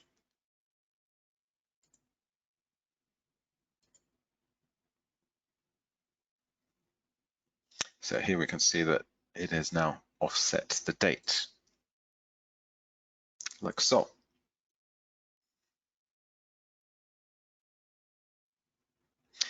Let's now connect this particular document to a data file or a database. To do this, we'll run the Database Setup wizard.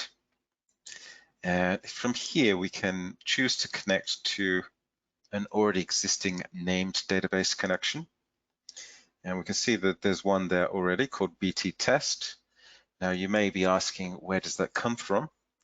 Well, if I quickly switch back to the Administration console and select Database Connections, we can see that we have our database connection there. We could choose to modify that database connection, like so, or we can choose to add a new one. And adding a new database connection essentially runs the Database Setup wizard. You would connect to the data file or data source or database that you wish to, and that connection is then available for use by any of your Bartender documents. This is particularly useful if, for example, all your documents are connecting to a database server and you then wish to, at some point in the future, make a change with that database server. Maybe you wish to move that database server to a different computer. When or if you need to do that, you would only need to make a modification to the database connection in the Administration console, doing so once, because of course your Bartender documents are then making use of that shared database connection. Alternatively, if you make the database connection only in the document, then of course you would need to update each and every document that connects to the database that you wish to make a change to. So from a maintenance point of view, it's always a good idea to make use of an existing named database connection if you can. So we support a wide range of database connectors, data file connectors. For this example, I'll connect to an Access database.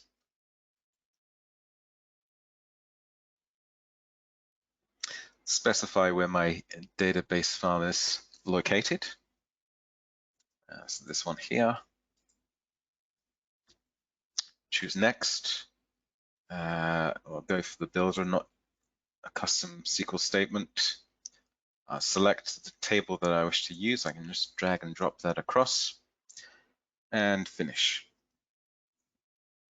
So here we see our database setup dialog, from where we can specify a name if we wish, see the SQL statement, look at the tables, the fields within that table, what type, and if you want to set an alias or not. We can apply a sort order on data connection, and also a filter or a query can be set up should we wish to search at time of print for particular records that we wish to print. If there are any additional options, you can confirm, you can set them here, and also we can specify that for each individual label, for example, you may wish to print one or more records on that particular label. So if you want to print multiple items on a label, such as for a pick list or maybe a delivery note, such as that, then you can do that here. Most often it's the case that most labels would use just one label per one, or one record per one label. And of course you can browse the data. So for this particular database, it's just a company name and address database. Click on OK. Make a bit of room on the label design. Oops. If you need to recenter yourself, just click the icon here from your toolbar. Let's just go to there, and you'll see in the data sources section of the toolbox under database fields, we now have our database fields available to us. And just as you've seen before, we can drag and drop these directly onto our label design like so. Now by default, it's a single line text object, but I'll change this to be a paragraph text object, because what I can do is much in the same way as I did with the date, I can drag and drop additional content mixed in with direct keyboard input into the one text object. Address, city, oops, undo, city, and I'll put zip code there as well. Like so. So as you can see, it's very quick, very easy to have multiple data sources in a single text object. If, for example, this address needs to fit within a particular space on your document design, such as within this box here, for example, then I can choose to enable the auto fit feature. And all we need to do is to scale this object to the confines of that box, and it will automatically scale the text in accordance to the parameters that we specify. So if we go to the auto fit options, you'll see here a minimum and maximum value. I'll set the maximum to be 100, but we can also scale by the font width, character spacing, line spacing, etc.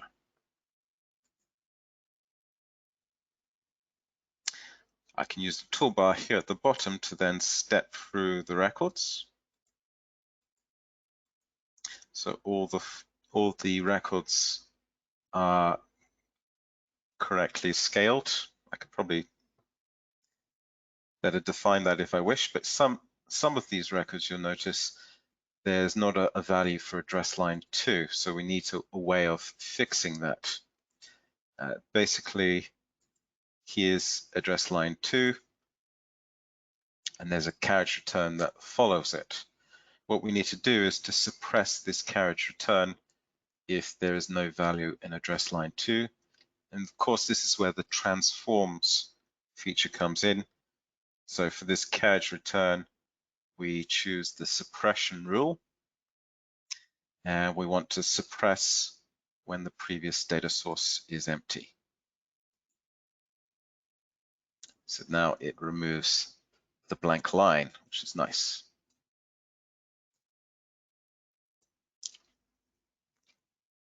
Let's take a look at the components. So first off, what is a component? Well, if I select the root node there and choose to right-click on a particular object or set of objects, choose the Create Component option, test data matrix, DM. So this creates a new component for me. I can now drag and drop that particular component label object or label objects onto my document design. And in fact, if I create a new document from scratch, it can be reused on as many documents as you wish. Now, of course, if you recall with the file setup in Administration Console, it could be the case that for all of your label designers within a customer's organization, they could share the same set of components because these are files in a folder. So to ensure that label designers design and lay out their documents in a standardized and consistent manner, you can design once particular types of text or barcode object or fragments of objects, create that as a component, and they can then be reused in each of the document designs that they create. It's also a very useful convenience. So if you wish to add your company logo onto your bartender design, very quick, very easy to do, no problem. Also, let's have some text, and not that one, let's choose this one. So I've got a range of a block of text there. I can enable the wrapping of the text like so. As you can see, it's dynamically wrapping the text around other content on my label design. It's just a nice feature I like to show. Okay.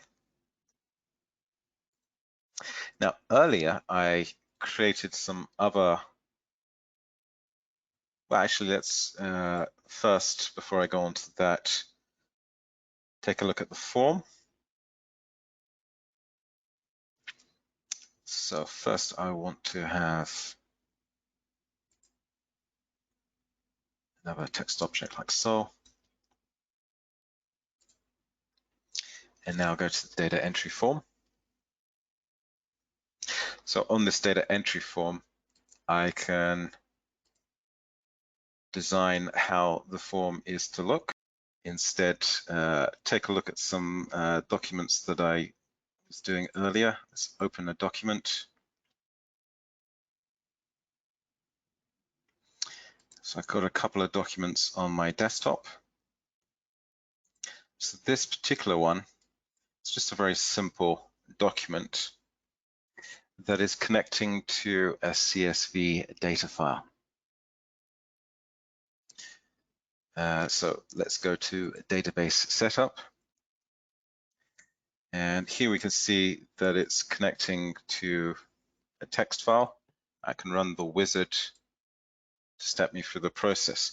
Now, when you're connecting to a text file type database, one of the newer features that we've introduced, instead of connecting to a dummy data file for the purposes of design, we instead allow you to embed some sample data by just simply copying and pasting it into this text input box.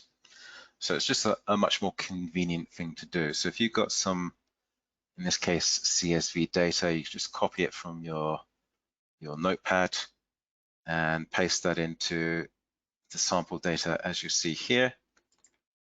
Step through the wizard, so choosing your encoding and format type. You can see that we're automatically picking out the fields, no problem. The first row contains header. Yes, that is the case. And finish, like so. I think it was meant to be text underscore CSV, wasn't it? I can't remember now. Okay. So the idea here is, of course, if I choose to print, or in this case, preview, we can see the labels like so.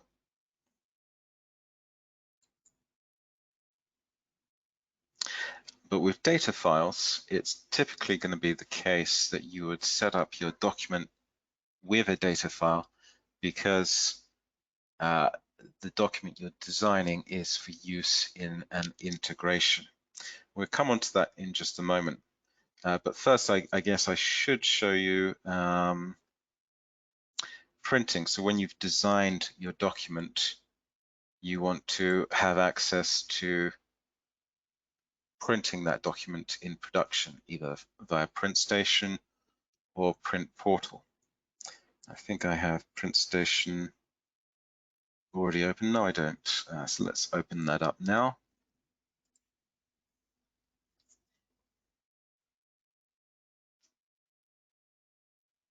So PrintStation is for print operators to very quickly, easily select a particular document. So they can very quickly navigate between different folders, different locations. They can choose the printer that they wish to print to. I'll go with the preview option. And if that document has a data entry form, then they can interact with that data entry form as has been designed, and they can then print or preview. So let's just put in Siegel Scientific, for example.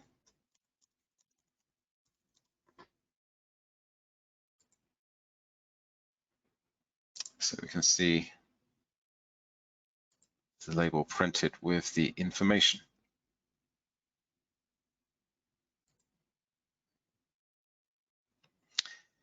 We can specify multiple locations. So that's within my documents folder, but we can also look at the files I had on my desktop, for example.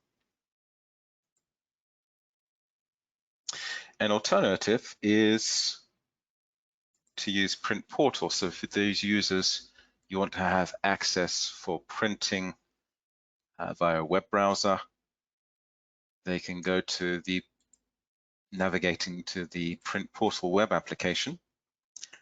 So in a very similar fashion, where you can navigate between folders, you look for the particular document that you wish to print,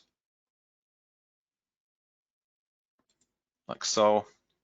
Select that document, choose to which printer you wish to print to. And in the context of Print Portal, this could be printers on the client computer or printers that are located on the web server itself. So if the web server, the Print Portal, is hosted on a PC within the intranet, then the web server can print directly to that printer. If instead the web server is out there on the internet, hosted in the cloud or whatever, then you would want to be making use of the internet printing capability, where the print job is routed between those two services, the print route service and the client print service. And you produce the print job like so. First data entry form and then print.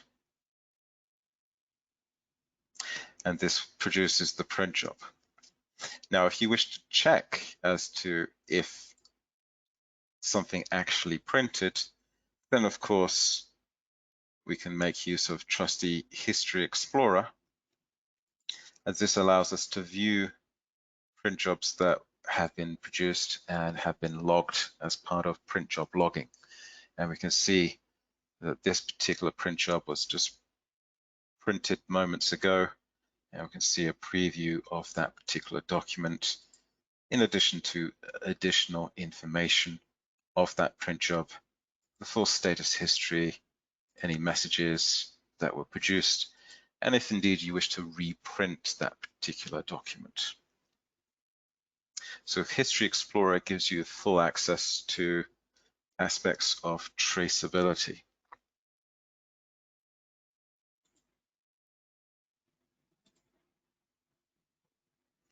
Okay, that's production printing in terms of a manual workflow. But what happens if you wish to have some automated production printing? Let's just quickly take a look at that in this last moment. Okay, so earlier I produced in the integration builder, and we'll just look at this very briefly. This is the integration builder where we have created a file integration and also web service integration. Those two simple label designs that you saw earlier. So for the file integration, this is where we're looking to drop a file, a CSV file, into a particular folder that we're watching. When we detect that, we will then perform actions. The input data is CSV, comma separated values data, and the actions we wish to perform is to print a document. So to print this particular document here. So we have some text and barcode objects connected to some of those fields, and we then print to a particular printer, X number of copies, and importantly, here in the database overrides, the data connection named text data will be overridden with the data from the event message, so the data from the file that we drop into the folder.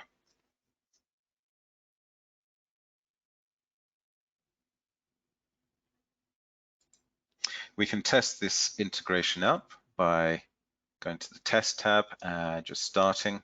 So we're now actively listening for some event data being dropped into a folder. Now what I can do is, let's create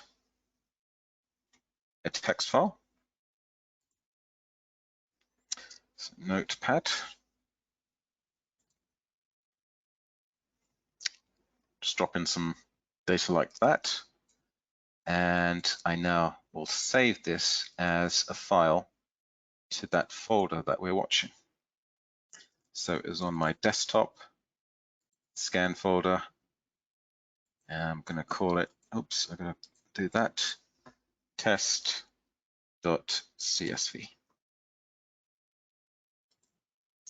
This is where I cross my fingers hoping everything works. Yes, instantaneously detected, print job produced. And indeed, as I don't have a printer handy to me right now, we can see in,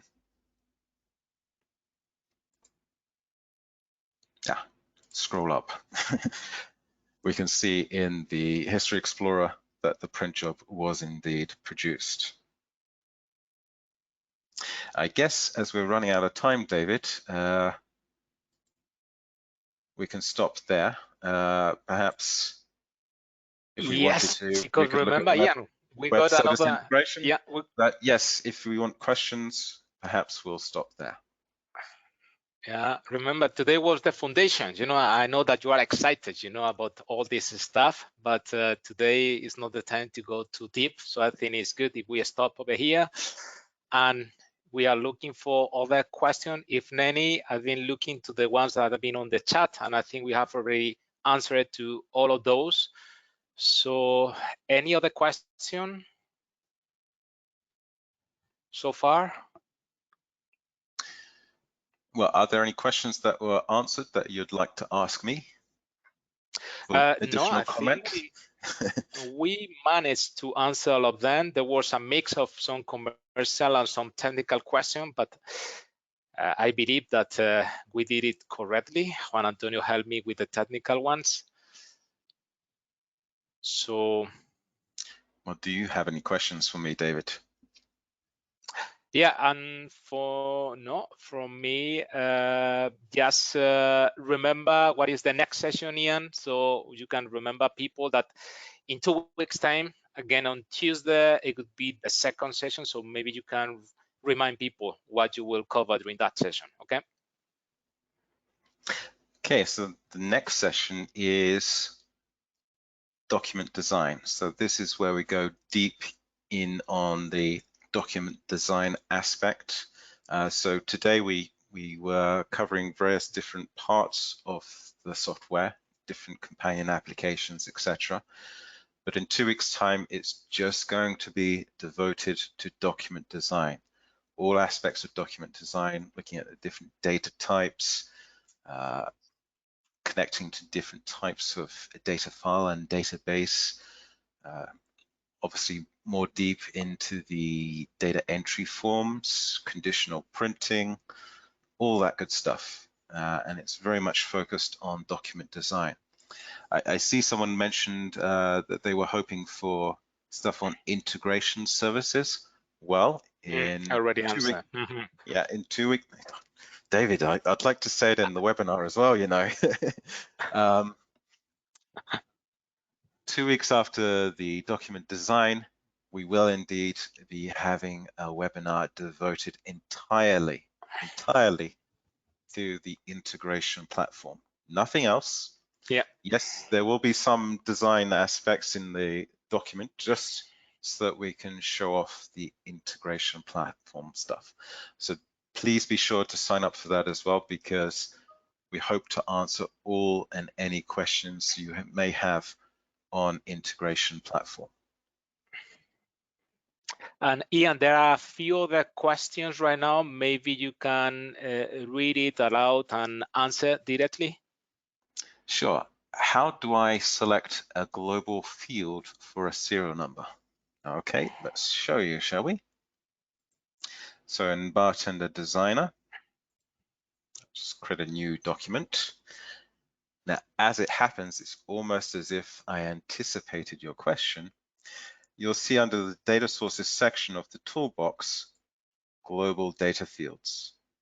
And in fact, I actually have one global data field set up, interestingly enough, for a serial number. So I can just simply drag and drop that onto my label design. If I inspect the properties of this, we can see that it's a global data field. It has a name of serial number, and I can modify its properties. So here we can see it's got a name, description is optional, and it's of type embedded data with a value. Data type is just text, and transform has serialization settings set. So that's an existing global data field. I can, of course, simply right-click and choose to create a new global data field. I'll call this one test. Finish. So now I have a second global data field, and again, I can choose to set it up with whatever value that I wish, change the data type if it is necessary, specify transforms such as serialization if I wish to, etc. Once created, it can be used on any document that you wish. Okay, I think that answered that question. Thank you, Ian. I think there is another one quite interesting. Do you have any working example of BTW documents with document action or form actions that I can play with? Can I answer just yes to that? Yes. And how can be accessible?